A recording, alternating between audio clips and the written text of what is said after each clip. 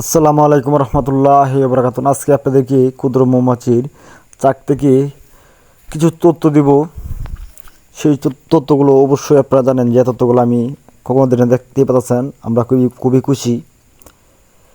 আমাদের যে মৌমাছির বক্স আছে, নতুন বক্সগুলা আমরা করেছি, দেখেন কত সুন্দর, কত ভালো পরিমাণের মধু হয়েছে। এখন আপনাদের বক্সে কেন মধু হয় না? আপনারা এই তথ্যগুলো জানেন না দেখি মধু হয় না। দেখেন আমাদের হানি চেম্বারে ফুল মধু, এবং হানি চেম্বার ছাড়াও অনেক জায়গায় মধু, কিন্তু আপনারা বক্স পালার পরে দিয়ে, অত পরিশ্রম করার পরে দিয়েও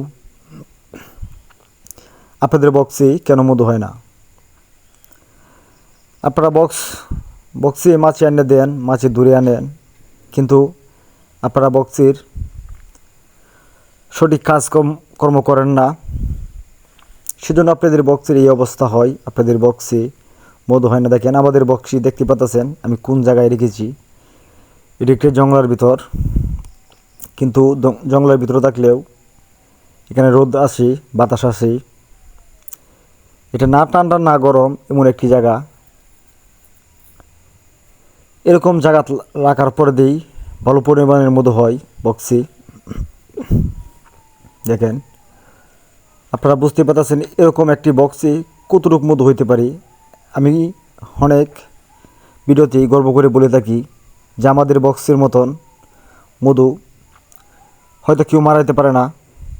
কারণ আজকে আমি আমাদের এক বন্ধুর সাথে আলাপ করেছি, সে তার বক্সে যে পরিমাণের মধু হয়েছে তার থেকে দ্বিগুণ মধু হয়েছে আমাদের বক্সে। তার হয়তো অনেক মাছি নষ্ট হয়ে গেছে আমাকে বলেছে, কিন্তু আমাদের মাছি নষ্ট হয় নাই।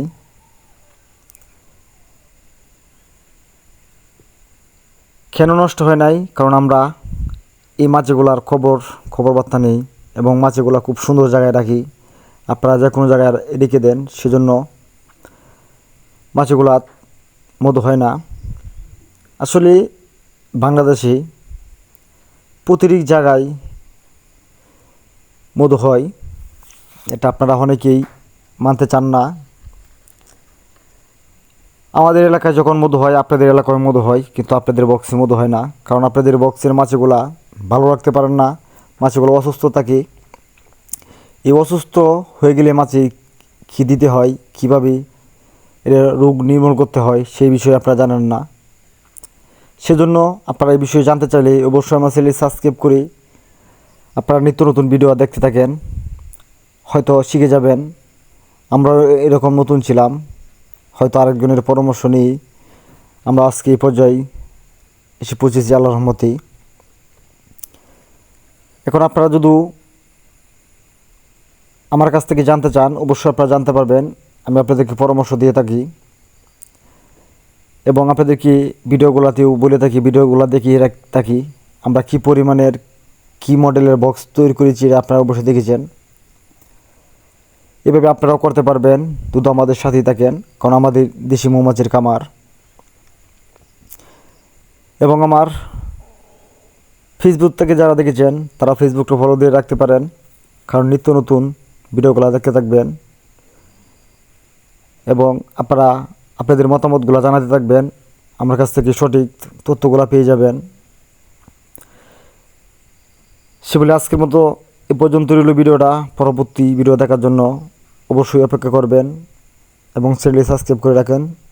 ধন্যবাদ সকলকে।